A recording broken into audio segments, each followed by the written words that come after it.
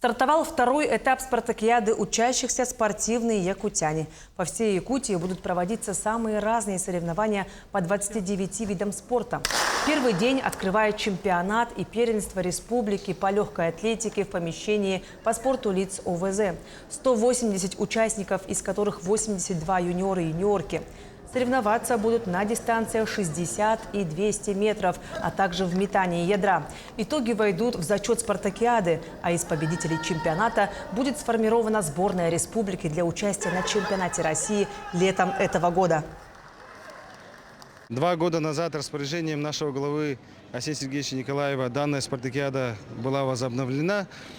Данная спартакиада она позволяет развитию детского массового спорта. По итогам каждого года количество детей, которые участвуют на спартакиаде, с каждым годом растет. Если позапрошлом году было около 65 тысяч детей, в прошлом году уже около 70 тысяч детей приняли участие по всей спартакиаде.